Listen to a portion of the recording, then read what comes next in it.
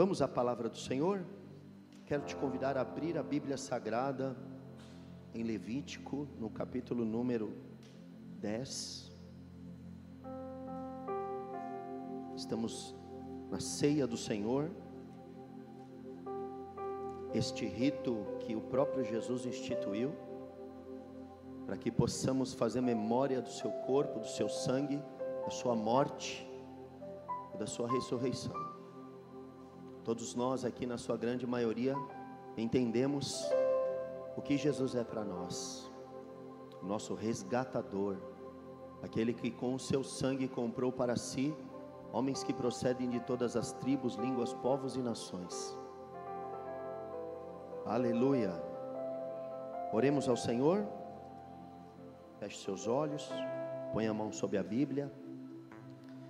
Nosso Deus e nosso amado Pai, estamos diante da Tua presença, falando de Deus na presença de Deus. Esse é o culto, é um momento célebre. Nós nos congregamos, nós nos achegamos, está na nossa agenda, é compromisso nosso comparecer perante a Tua santa presença, para congregar, para nos congregar, para adorar o Teu nome, embalado, entusiasmados pela graça salvífica, porque fomos redimidos, lavados dos nossos pecados no sangue do Senhor.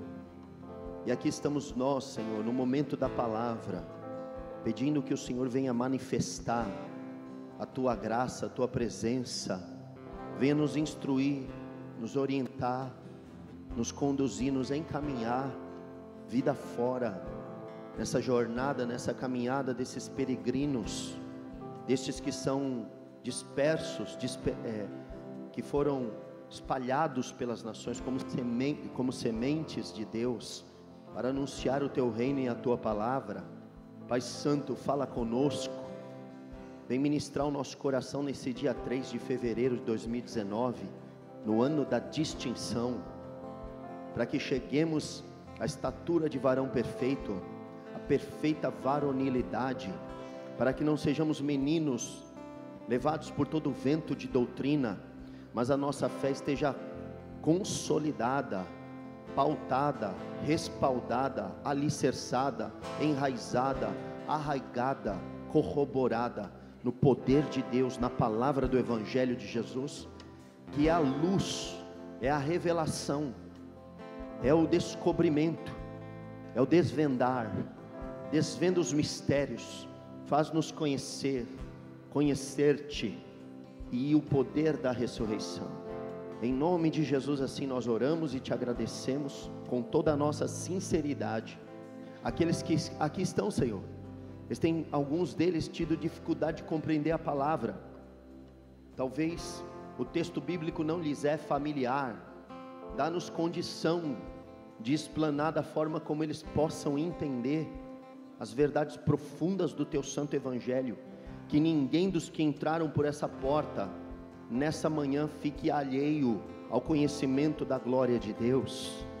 Todos compreendam, que venha revelações, que venha aplicação pessoal, que o Senhor faça essa mensagem produzir uma centena de frutos, produzir 100 por 1, 60 e 30 por 1, uma boa medida. Em nome de Jesus nós oramos. Alcança os que estão por trás das lentes dessa câmera, dessas transmissões, da transmissão da live, amigos e irmãos que se juntam na mesma fé, compartilhando do mesmo culto, da mesma adoração, do mesmo tributo, o mesmo serviço ao Senhor, estão lá nas suas casas, por algum motivo ou outro, talvez pela distância. Nós temos recebido inúmeras pessoas dizendo de outras regiões: tem essa igreja aqui, tem essa igreja nesse local, e eles têm esse ponto de contato que se chama live, através das mídias sociais. Alcance-os, e o mesmo poder que chove sobre nós, que faz a Tua palavra germinar, que faz a profecia acontecer, alcance eles também onde quer que estejam, em nome de Jesus. De igual modo, abençoa as nossas crianças. Ali também há oráculos da Tua palavra, professores, professoras, monitoras, mulheres de Deus que estão lá para ensinar e instruir nossos pequeninos no caminho que devem andar, para que quando crescer jamais se desviem dele, em nome de Jesus, para a glória do teu nome, amém e graças a Deus. Amém, igreja? Você está comigo aí em Levítico número 10? Vamos ao versículo de número 1, vamos correr contra o tempo, fazer uma breve explanação, para edificar a sua fé, para pôr à prova o teu culto. Vamos ver se a sua fé é mais preciosa do que ouro perecível, mesmo que seja apurado no fogo.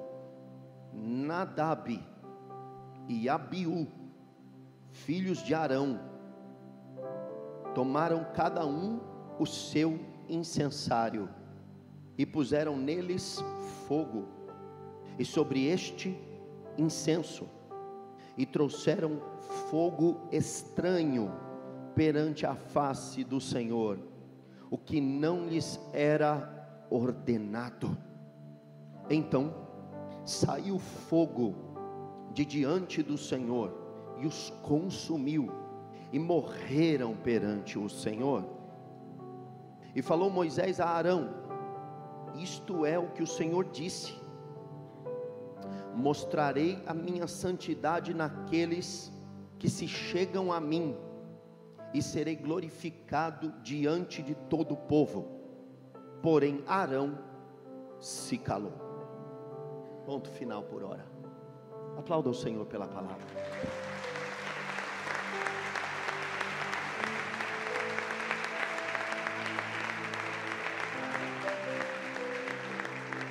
Aleluia.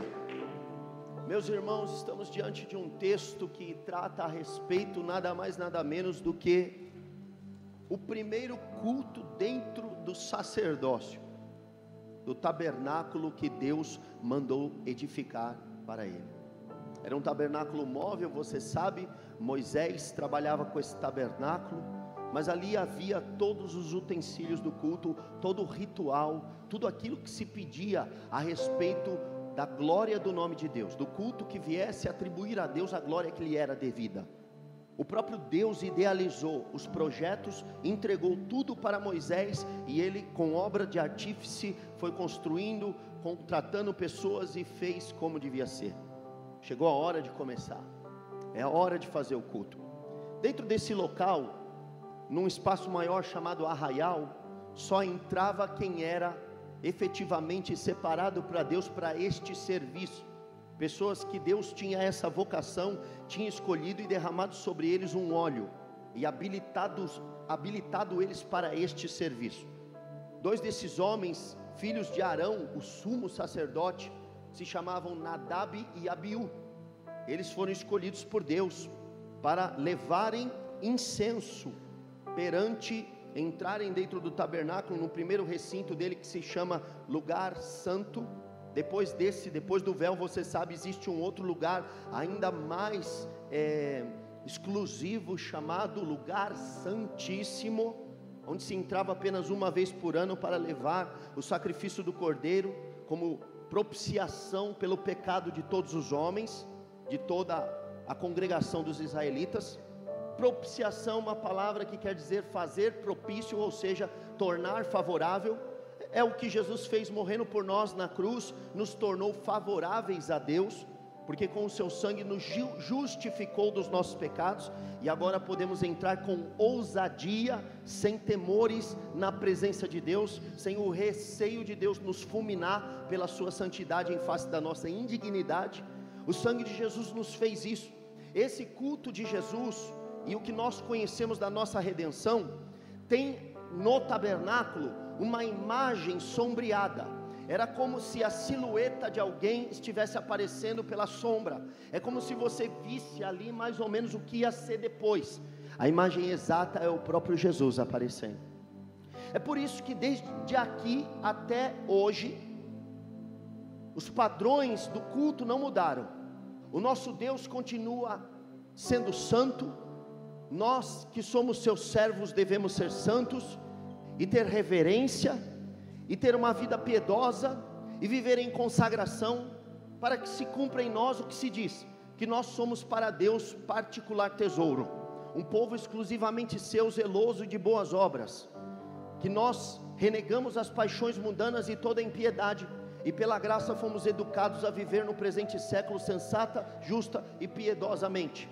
Que grande é o mistério da piedade, que a igreja é a coluna e baluarte da verdade, a instituição pela qual o corpo, o organismo pelo qual Deus escolheu fazer ser conhecido o seu nome, fazer o seu nome ser propagado, difundido e anunciado. Nós como igreja somos sacerdócio real, nação santa, povo de exclusividade, raça eleita. Nós somos mais do que vencedores, fomos comprados pelo sangue do Cordeiro, nós somos eleitos por Deus, separados das nações. Há toda essa palavra que diz respeito à igreja, o corpo de Cristo, a noiva do Cordeiro, aquela que vence as portas do inferno, aquela que luta contra principados e potestades, mas de forma que já venceu, só para tomar posse dos lugares onde Deus nos envia. Isto é a igreja, e contra ela as portas do inferno nunca prevaleceram e nunca prevalecerão, a menos que ela deixe, a menos que ela prevarique, abandone, a menos que ela se faça leviana contra essas verdades, e passe a praticar a politicagem, a institucionalização dos ministérios, comece a ter vaidades, e deixe que o Espírito Santo fique para o lado de fora dela, e aí não passe mais a ser o templo do Espírito, o tabernáculo do Deus vivente. Se isso acontecer, ela não passa de um clube e vai ser fadada ao fracasso e à derrota. Tenha ela 1 bilhão de membros ou tenha ela 3 membros, onde estiverem 2 ou 3 reunidos no meu nome, ali eu estou. O importante é Jesus ser o centro, o importante é Ele ser o motivo, a razão, o objeto do nosso culto. Ele é a razão da nossa adoração, do nosso tributo, e nós não podemos perder isso de vista. E Deus é um Deus criterioso. O nosso Deus, quando vai ser cultuado, é a maneira que você tem de interagir com Ele. Quando você chega à igreja, ou quando você se prepara, ou você faz um voto, ou se abstém de alguma coisa, ou quer fazer jejum, ou entra num propósito de oração, ou vai para a madrugada, Deus quer, já que vai ser servido da forma correta. Não pode ser de qualquer jeito, não pode ser empurrando com a barriga. Deus quer ser servido de uma forma excepcional, porque nós nos aplicamos para fazer tudo. Nós somos aplicados em fazer aquilo que é do nosso interesse, para servir as pessoas que nós amamos. Então, se nós somos aqueles que foram escolhidos para entrar no arraial, para sacrificar o nosso culto, para oferecer o nosso cordeiro, para imolar o cordeiro, para pegar a bacia com sangue, para entrar no lugar santo, para acender o incensatório, para acender o candelabro, para poder comer dos pães da proposição, os pães asmos, para atravessar o véu, que é a carne de Jesus rasgado, para entrar diante da arca do concerto, a arca da aliança, para contemplar a glória do Deus eterno e receber revelações, para ser batizado no Espírito Santo, para obter bênçãos dele, nós não podemos fazer de qualquer jeito. Nós precisamos saber que estamos servindo um Deus fiel, grande, poderoso e vivo. E uma das palavras que adverte que o culto não pode ser de qualquer jeito, talvez uma das primeiras palavras é essa. Não é novo, Deus já tinha feito isso muito antes de estabelecer o tabernáculo. Foi quando, por exemplo, Caim ofereceu do fruto da terra uma oferta para Deus, enquanto Abel ofereceu do fruto do seu rebanho, do resultado do seu trabalho. Caim passou pela terra e catou e pôs no altar, pôs um monte de verduras, ervas, folhagem. E Abel, por sua vez, imolou e sacrificou um animal e colocou perante o altar. Deus olhou os dois e disse, rechaçou a oferta de Caim, não quis, mas a oferta de Abel Deus amou, Deus quis, agradou. Pois ele é criterioso, ele não precisa ficar fazendo assim, muito legal, gostei, obrigado, porque ele não precisa ficar esmolando a nossa atenção. Ele dispõe de miríades e miríades de anjos para o adorar. O que nós podemos acrescentar a isso? Para pensar. Agora, o nosso culto é desprezível? Não. Todo serviço e trabalho que fazemos pelo Senhor com dedicação e amor é acolhido, e você verá o fruto do seu penoso trabalho. O nosso culto é válido diante de Deus. mesmo que ele seja ínfimo, mesmo que comparativamente a outro, ele seja pequeno, se você faz com sinceridade, se você não terceiriza o seu culto, estamos falando de culto aqui hoje, não sei se você percebeu, essa é simplesmente a nossa maneira de se relacionar com Ele, é Romanos capítulo 12, versículo 1, se possível, é a sugestão do apóstolo Paulo como devemos nos achegar. Aqui o Paulo começa dizendo: rogo-vos, pois, irmãos, pelas compaixões de Deus, aqui apresenteis o vosso corpo como sacrifício vivo e santo, que é o vosso culto racional, culto com razão, corpo apresentado, santificação, abstenção dos ímpetos pecaminosos, uma progressão no estilo de vida de santidade. É isso que Deus espera de nós. Não é que venhamos aqui simplesmente decoremos um louvor e passemos a cantar. Se nós cantarmos o louvor, Ele já rejeitou isso. Lá em Isaías 29, quando diz: esse povo me louva com os lábios, maquinalmente, mas o seu coração está longe de mim. Deus criterioso, que ouve o som, mas que sonda e esquadrinha pensamentos e corações, que sabe se é verdade o que cantamos, se estamos aplicando o que cantamos, se temos esse sentimento ou se só estamos embalados por uma música. Ele sabe disso. O Deus que disse, olha que sério esse texto de Malaquias capítulo 1 e no capítulo 2, tomara que alguém depois de sair feche a porta para que ninguém mais entre nesse lugar de adoração. Você que me trouxe esse sacrifício manco, doente, coxo, você que me trouxe esse animal a ser imolado, defeituoso, apresenta isso ao teu governador. Terá ele porventura agrado de ti? Se o que você der para Deus, você der para o Bolsonaro, se o que você der para Deus, você apresentar o João Dória, se o prefeito da cidade fosse pousar na tua casa, você daria para o prefeito aquilo que você tem dado para Deus? É uma autoridade, um juiz do qual você tem feito petição, alguém que você precisa. Não precisa ir longe, não precisa na esfera do poder público, até porque sempre há uma grande desconfiança contra esses homens. Mas vamos falar do gerente do banco, não vamos longe. Vamos falar de alguém, algum parente que você precisa de um empréstimo. O que você põe na mesa quando você convida ele para pedir um favor?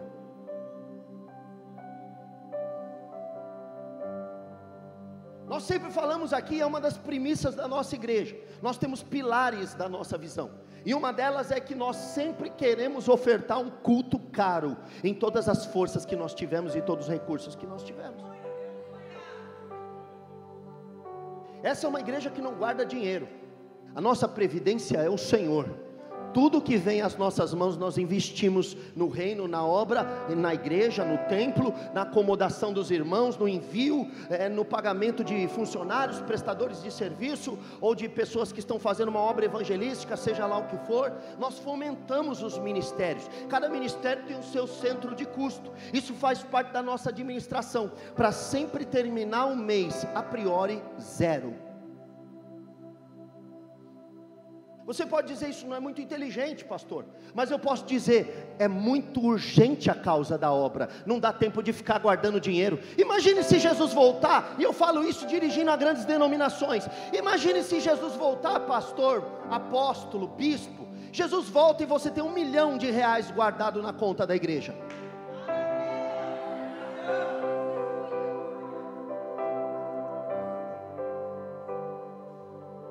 De graça recebemos, de graça damos, porque o culto tem urgência. O Deus precisa ser honrado já, imediatamente, da melhor forma, da forma mais cara. A nossa premissa é o seguinte: sempre vamos oferecer um culto caro ao Senhor, sempre vamos dar ao Senhor um culto oneroso, não vamos dar uma esmola para o nosso Deus. Sabe o que nós vamos fazer para o Deus que nós amamos? Vamos quebrar o alabastro, vamos derramar o nardo puro, vamos beijar os seus pés, vamos enxugar com os cabelos, vamos ungir o corpo do Senhor, preparando esse corpo para ser levantado. Deixa eu falar uma coisa para você: O que aquela mulher de Lucas fez e aquela Maria, irmã de Lázaro, fez? As duas mulheres fizeram uma coisa, e no que diz respeito a Maria, irmã de Lázaro, Jesus diz: essa mulher me prepara para a minha morte. Só que a morte de Jesus não acontece ele descendo, pelo contrário, ele sendo levantado e evidenciado. Olha, talvez era só isso que faltava para Jesus ser crucificado. Eu estou para dizer, porque não, eu estou só arriscando, que já era para Jesus ter sido crucificado e a nossa redenção já vir antes, mas não havia alguém para preparar o corpo do Senhor. Sabe o que é o nosso culto? É preparar o corpo do Senhor. Sabe o que somos chamados segundo Isaías 40 para fazer? Voz do que clama no deserto, para aterrar, para nivelar, para retificar caminhos escabrosos. Nós somos os que preparam o caminho do rei, do monarca. Quando você glorifica o Senhor, quando você entra no culto e dá o seu máximo, uma repercussão acontece. Fatalmente isso começa a contaminar, se essa palavra não seria o correto, mas isso começa a se disseminar, essa ideia, essa vontade. Outras pessoas olham e dizem: é possível adorar e servir a Deus a esse nível de devoção? Então eu também quero fazer isso, porque cultuar, preste atenção, cultuar não é um favor que você presta para Deus, cultuar é uma bênção para você mesmo. Temei a Deus e dá-lhe glória, porque é chegada a hora do seu juízo. Adorar é aquele que fez o céu, o mar, a terra e as fontes das águas. É uma obrigação da criatura adorar o seu Criador. As aves cantam para Ele, as feras do campo refletem seu poder, as árvores aplaudem o Senhor, as montanhas se prostram e adoram, os céus trabalham em adoração e louvor ao Senhor, as suas cores, o firmamento, a criação, as alturas dos céus, a profundidade dos mares, todos os seres vivos adoram ao Senhor. Nós precisamos também oferecer o culto racional. Nós também temos que comparecer junto com essa multidão de seres, unindo as nossas vozes aos seres celestiais, as miríades de miríades que comparecem perante o grande, eterno, excelso, glorioso, soberano, sublime, majestoso, tremendo, fiel, lindo, grandão, maravilhoso, tremendo. Nós precisamos também estar lá. Nós precisamos, com os 24 anciãos, tirar as nossas coroas, dizer: coroa para mim? Não, para o Senhor, joga, arremessa para Ele. Nós precisamos, como serafins, de Isaías 6, voar com apenas 2 asas, porque as outras 2 cobrem o rosto de reverência, as outras 2 cobrem os pés de culto e adoração, e somente com 1/3 da nossa vida nos manter, para dizer: santo, santo, santo é o Senhor dos exércitos, toda a terra está cheia da sua glória. Vê se isso sai de você. Eu tenho pessoas aqui nessa plateia que estão assim, ó. Aleluia, aleluia, glória a Deus, aleluia. E eu tenho pessoas nessa plateia que estão assim.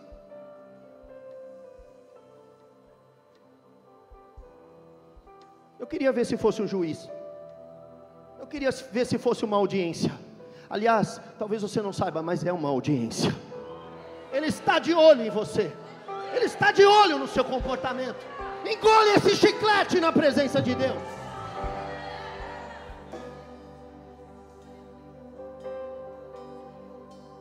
Quantas vezes por dia um islamista se dobra? Um muçulmano voltado para Meca, um judeu ortodoxo. Se nós pegarmos o avião e for por volta das 6 horas da manhã, você vai ver que eles não estão nem aí com turbulência. Eles não obedecem, simplesmente os ortodoxos não obedecem às regras de segurança. Eles tiram, desafivelam os seus cintos, ficam de frente com uma parede, recitando a Torá quando o dia amanhece. Um mantra, um canto ali.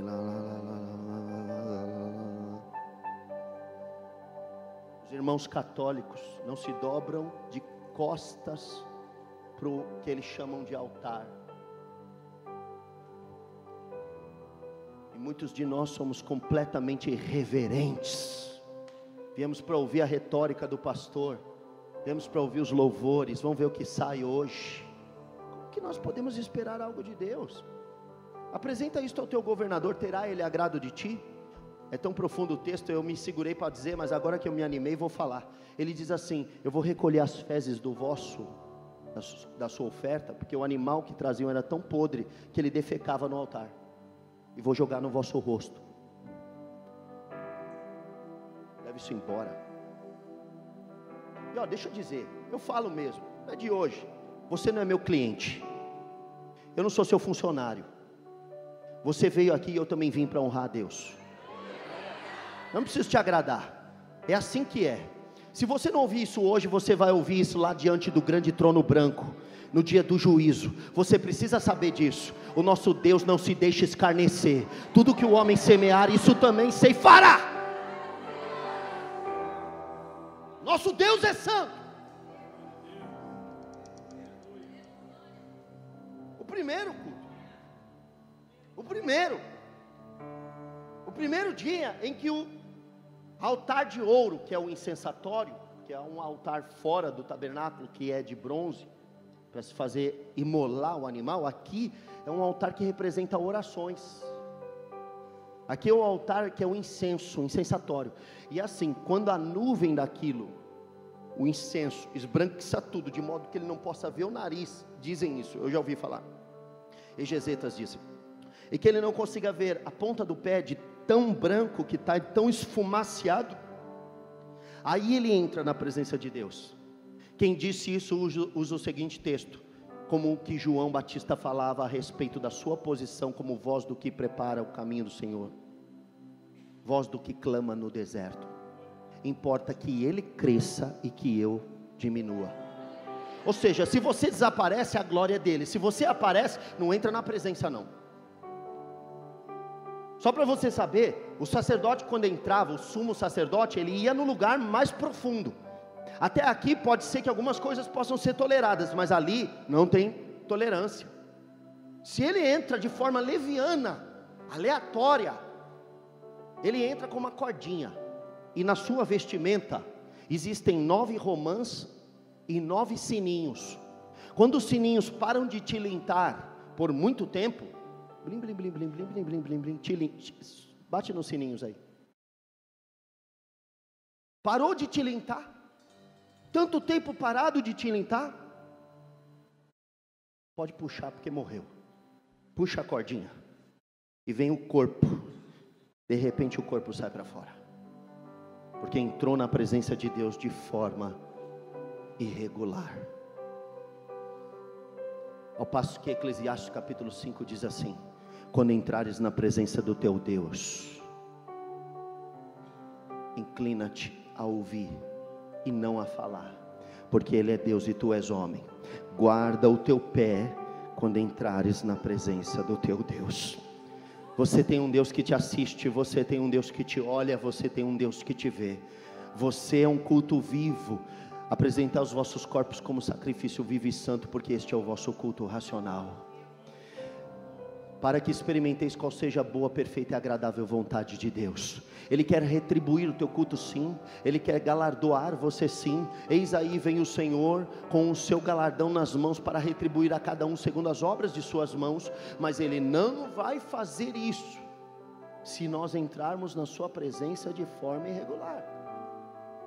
É 1 Coríntios capítulo número 11, é o texto da ceia, se eu não me engano, a partir do versículo de número, acho que é o 28, vai dizer, 28, versículo 28, examine-se pois o homem a si mesmo, e assim coma do pão e beba do cálice, pois quem come e bebe sem discernir o corpo, você está comendo o corpo, você não está comendo um pão, isso aqui é o corpo dele.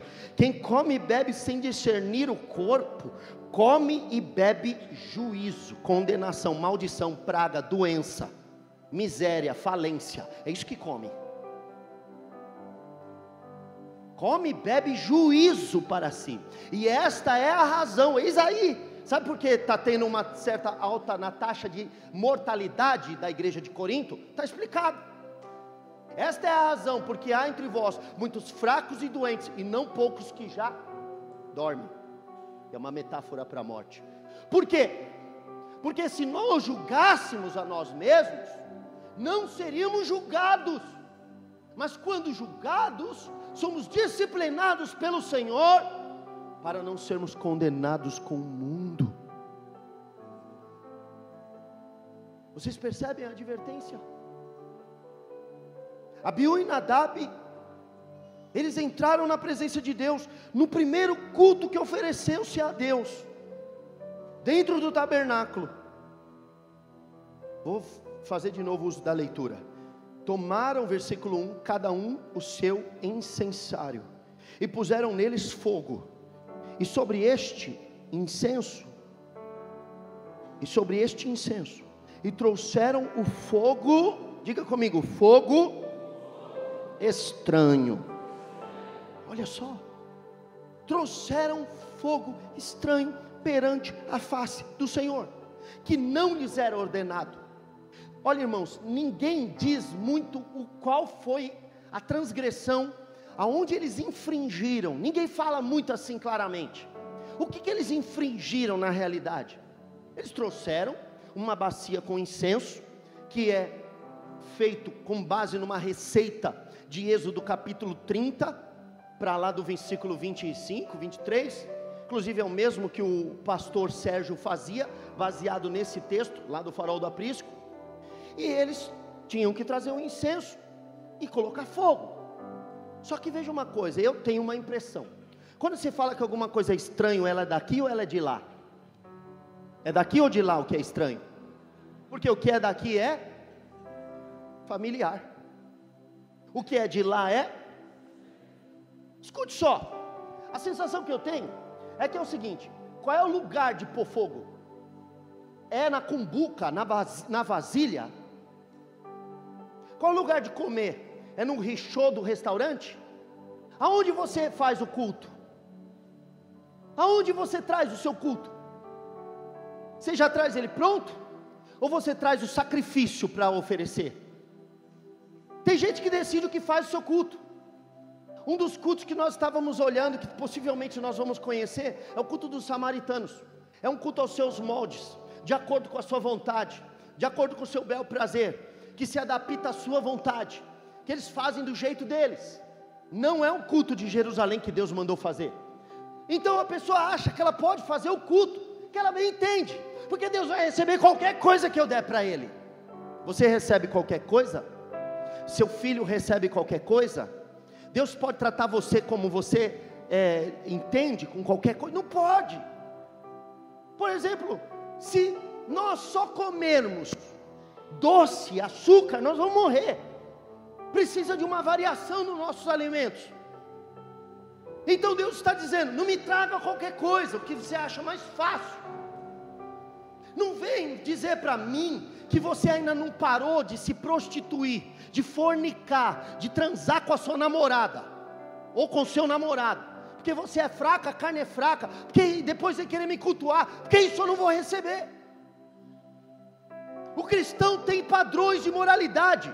O cristão não pode se deitar com a meretriz. O cristão não pode adulterar. O cristão não pode roubar, não pode furtar, não pode mentir. O cristão tem que andar em santificação diante de Deus. O cristão não pode dar um tapa no cigarro. O cristão não pode dar um tapa na maconha. Cristão não cheira cocaína.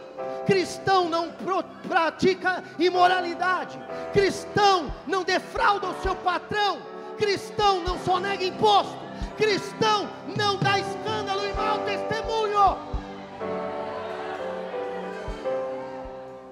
E outra vez vereis a diferença entre o que serve a Deus e o que não.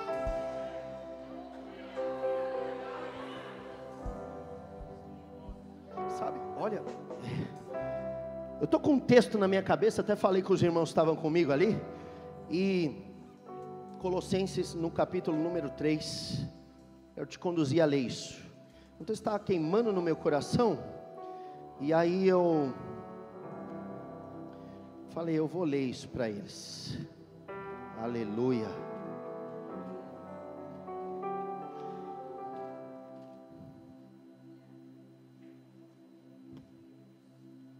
Glória a Deus. Sede santos como eu sou santo, disse o Senhor. sede santos como santo é o vosso Pai Celeste. Você é santo. Ah, pastor, isso significa que eu nunca posso pecar? Não, não é isso que está dizendo. Ele sabe que você pode até vir a pecar, mas Ele sabe que você não vai fazer isso voluntariamente. Ele sabe que você não vai premeditar pecado. Ele sabe que você não tem o ímpeto, a vontade de fazer isso de forma deliberada. Ele sabe que você condena o pecado dentro de você, que você abomina o seu pecado até a morte, que você trata o teu pecado com seriedade, porque ele é maldito e pode te afastar de Deus, porque o que te faz separação entre você e o seu Deus. E Ele recebeu o teu culto e dizer ao teu coração: servo bom e fiel, no pouco foste fiel, sobre o muito eu te colocarei. Ou dizer para você: eu tenho me agradado de ti, meu servo, minha serva, você é meu servo. O pastor não te conhece, a igreja não te conhece, você anda no anonimato, mas você tem me adorado dentro do teu quarto, você tem me honrado dentro da tua casa. Você é meu filho, eu te conheço pelo nome, eu escrevi o teu nome na palma da minha mão, nunca mais se apagará. Eu te conheço pelo nome, eu sei quem é você, eu conheço os que são meus, porque eles têm esse fundamento sólido. O Senhor conhece os que lhe pertencem, o firme fundamento de Deus prevalece sobre esta comunhão e jamais será abalada. Nenhum homem pode te cercear o direito, nenhum homem pode te impedir, porque Jesus é o único mediador entre Deus e os homens. Não há intermediários, não há atravessadores, não há corretores do céu, não há agentes de promoção espiritual. Se você me buscar, você recebe. Se você me buscar, você encontra. Se você bater, você vai ver a porta se abrir. Se você me buscar de todo o seu coração, serei achado de vós e farei mudar a sua sorte. Eu serei achado de vós.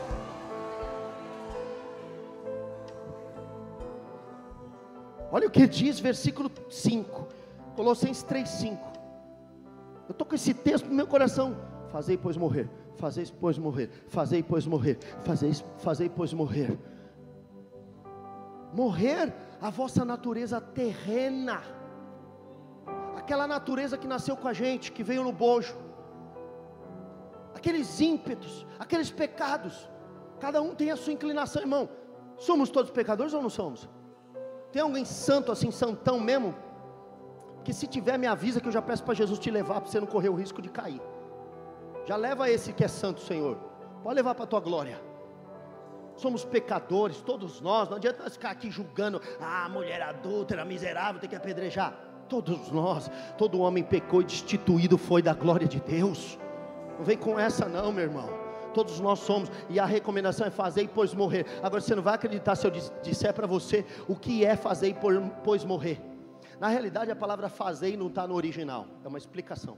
A palavra morrer está no original, mas não como morrer, morte, está como necrosar. Então o correto, se talvez a tradução viesse da parte do Rafael, ele falaria assim: necrosa a tua natureza terrena.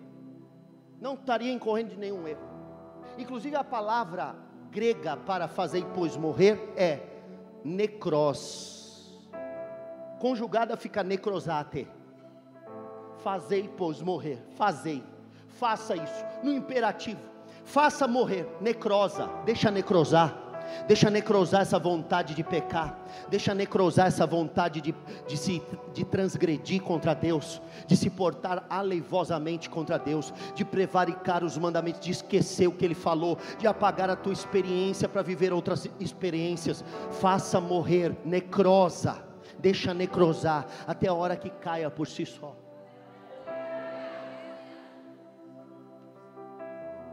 Não dá nenhum tratamento para ela não. Essa parte do teu corpo que está necrosando, metaforicamente eu estou falando, para ninguém sair aqui e cometer suicídio e pôr na minha conta, é uma alegoria, mas essa parte que já começou a morrer, deixa morrer. Aliás, o Senhor falou isso para uma das igrejas em Apocalipse. Ele diz assim: consolida o resto que estava para morrer. Acho que é Esmirna, né?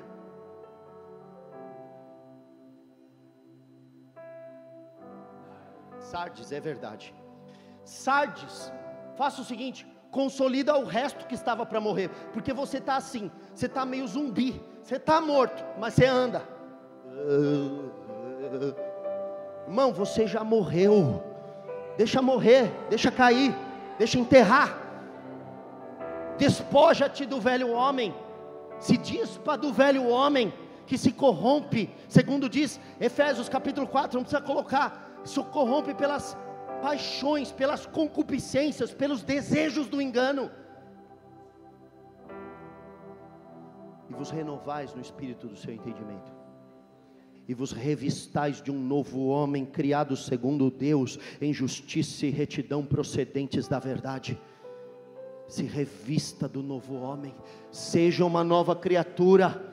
Pare de, olha, é duro que o velho homem, ele é sem vergonha, às vezes ele atua até a título ministerial, até mesmo dentro das igrejas. Você acredita que tem um pastor de uma igreja que recusou a vinda de um apóstolo só para ter a primazia na igreja? Você acredita que tem pastores pastores ou líderes religiosos que impedem a igreja de conhecer mais a fundo os mistérios de Deus para que ele tenha relevância, para que ele seja requisitado?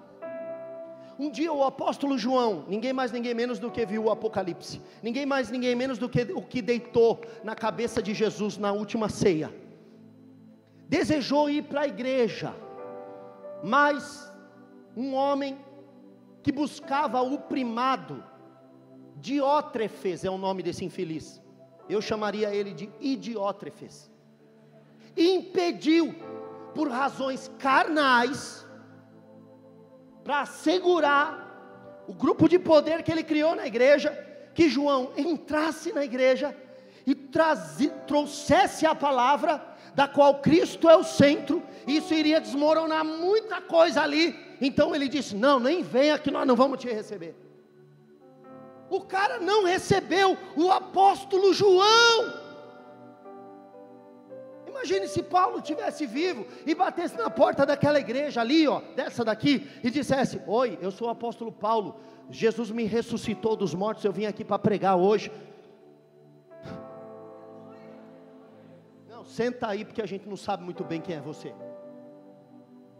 É o apóstolo Paulo, é a palavra.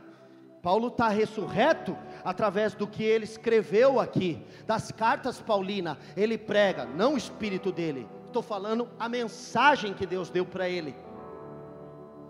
Nós vamos recusar? Você quer um outro evangelho? Seja anátema, mesmo que um anjo descer do céu, ou alguém de nós aparecer pregando outro evangelho que não seja este que já vos tenho anunciado, seja maldito, na versão mais maldita de malditos.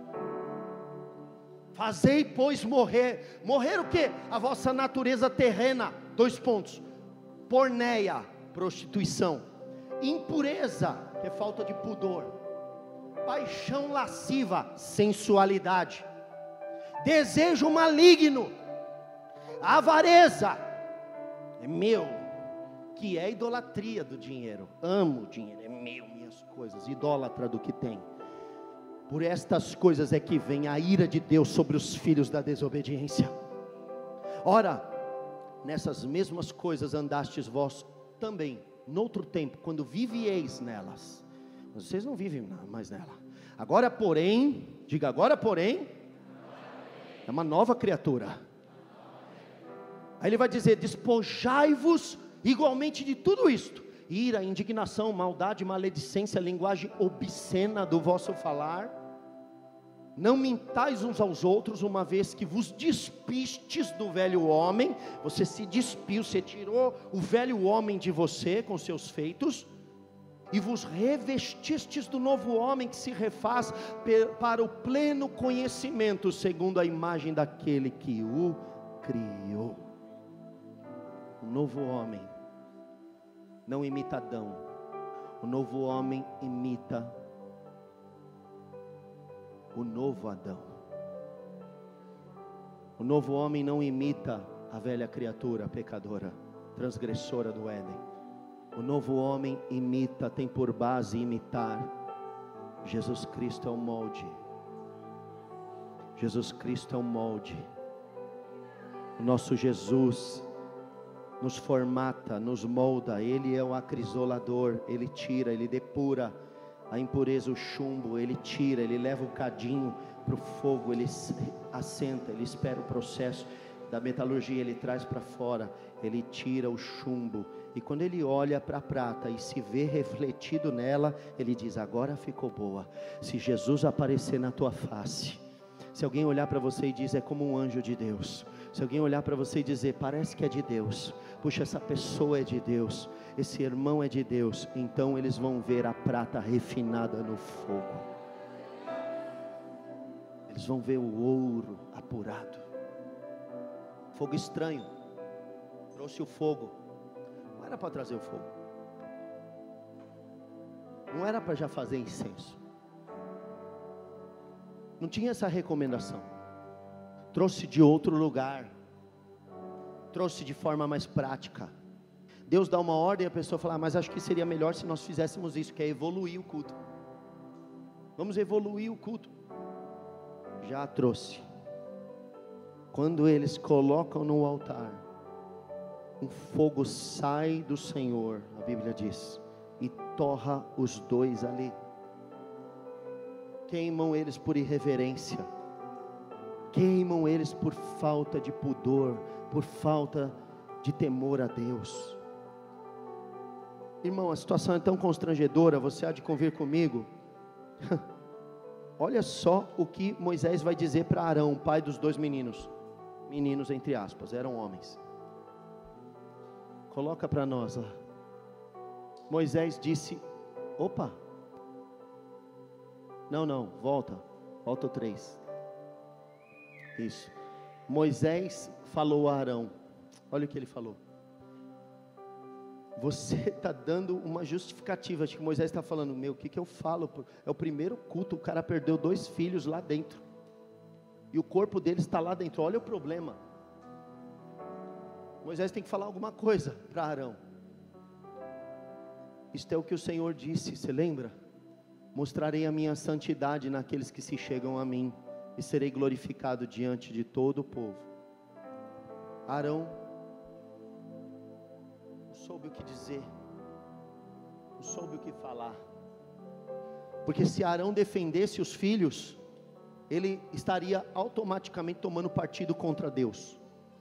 Então Arão ficou quieto, se calou. A dor de um pai que perdeu 2 dos seus filhos, em face do que é certo, do que é correto. Eu ouvi um servo de Deus me falar um dia desses. Ele foi viciado em crack por 5 anos, chegou na igreja com 38 quilos, foi liberto de forma gloriosa. Teve uma clínica de recuperação, é meu amigo pessoal, o pastor Duda. Ele disse assim: você sabe qual é o maior problema de um viciado em drogas? A família. Porque a família encobre, esconde os erros. O cara está roubando coisa dentro de casa e eles estão: não, é bonzinho, tal. Você vai desgraçando a vida da pessoa sem querer, por amor. Tem hora que você precisa confrontar. Eu conheço um pastor que mandou o seu filho primogênito embora de casa, que disse: aqui você não vai usar droga. Aí você fala: não acredito esse pastor. Só que o filho voltou, se arrependeu e virou pastor com ele. Tem uma hora que você precisa, aquela linha do certo e do errado, você precisa deixar ela bem clara. Você é conivente? Você vai ficar passando a mão? Você sem querer vai destruir os seus filhos e levar ele para um nível mais profundo de vício e de degradação moral. Não era hora de Arão falar: quieto. Olha o que diz a palavra do Senhor em Mateus capítulo 8, versículo 19. Mestre, seguir-te-ei onde quer que fores, disse para Jesus. Mas Jesus respondeu: as raposas têm os seus covis e as aves ninhos, mas o Filho do Homem não tem onde reclinar a cabeça. Quer me seguir? Tem um preço. Quer me adorar? Tem um custo. Quer me cultuar? Tem algo por trás disso. Outro aparece e diz: Senhor, permite-me ir primeiro sepultar o meu pai. Olha a resposta de Jesus. É Jesus que falou: segue-me e deixa aos mortos os sepultar os seus próprios mortos. Era o pai. O que Jesus quer ensinar? Ele quer dizer: deixa a velha criatura morrer, fazei pois morrer, não se preocupa mais, já foi, já morreu, não há mais o que fazer. Arão teve que ter esse entendimento. Se ele voltasse para os filhos, ele declarava rebeldia contra Deus, e ele não poderia mais ficar na qualidade de sumo sacerdote. Aqui foi posto à prova no nível máximo do amor de um pai pelo filho. Eu quero que você imagine fazer essa escolha entre o teu culto e o teu filho. Escute isso que eu estou te dizendo, porque isso é muito confrontador.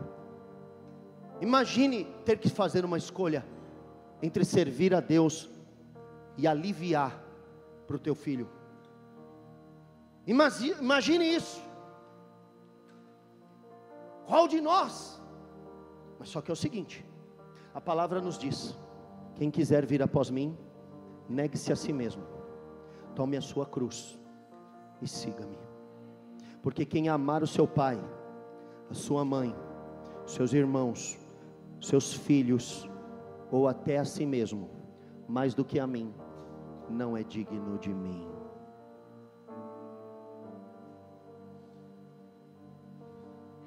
Ele ama a tua família mais do que você. Ele ama você mais do que você. Ele quer cuidar de vocês como você mesmo jamais poderá cuidar.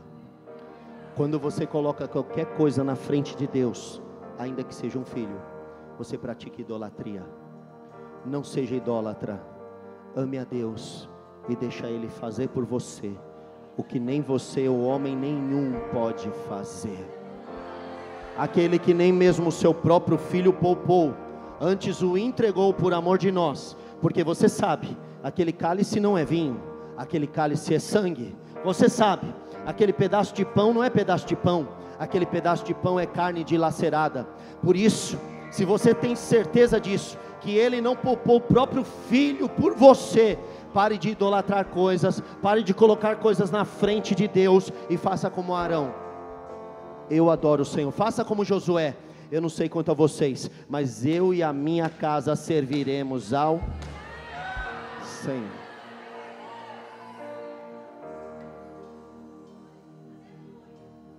Vamos terminar a leitura lá do texto, versículo número 4.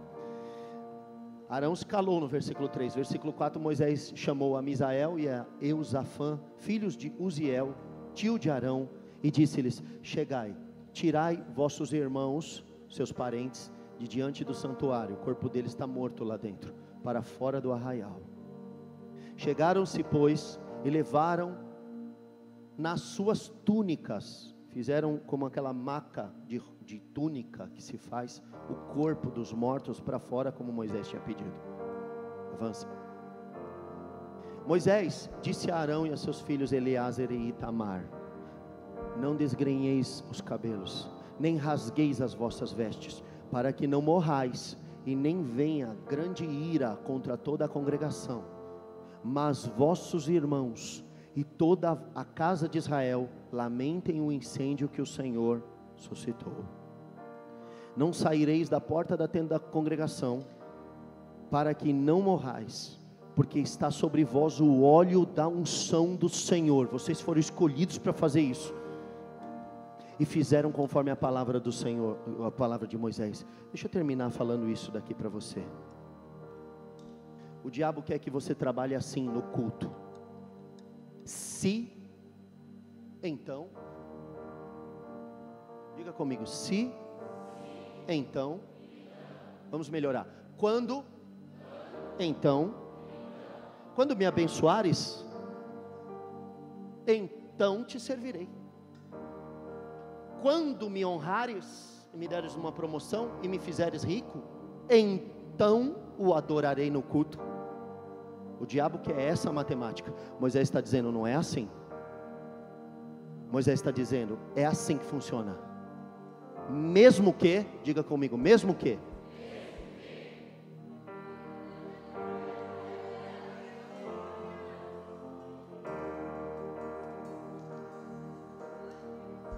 mesmo que não haja vaca nos currais,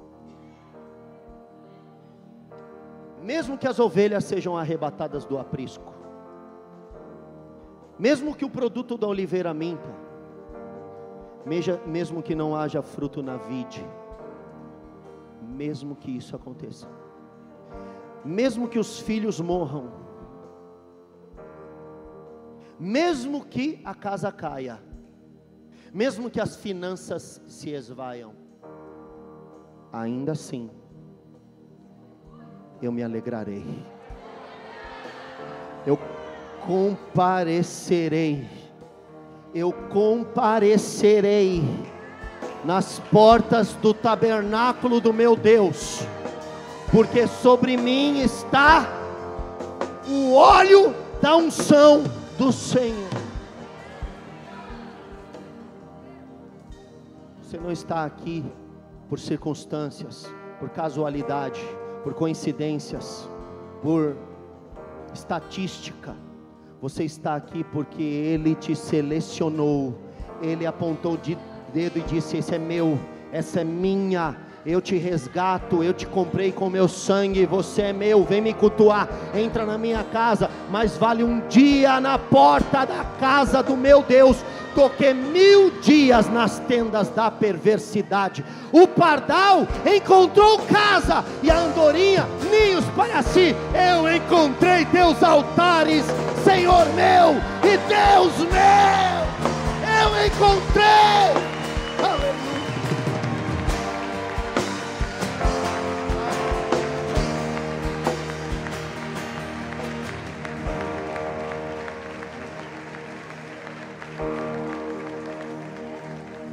Encontrei teus altares.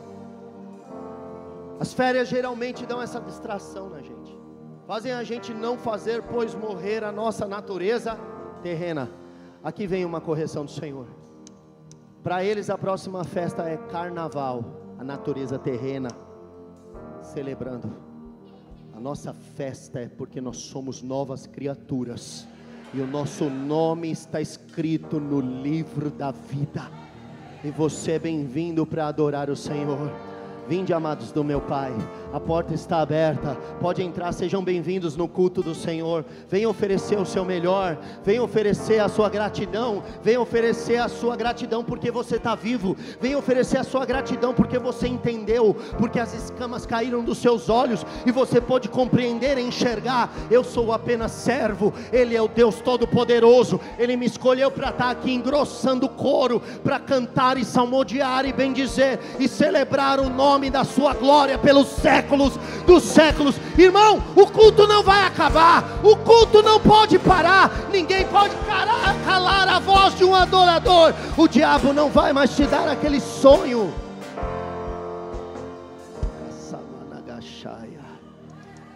O diabo não vai mais te estrangular na madrugada e você querer dizer: Jesus, sangue de Jesus.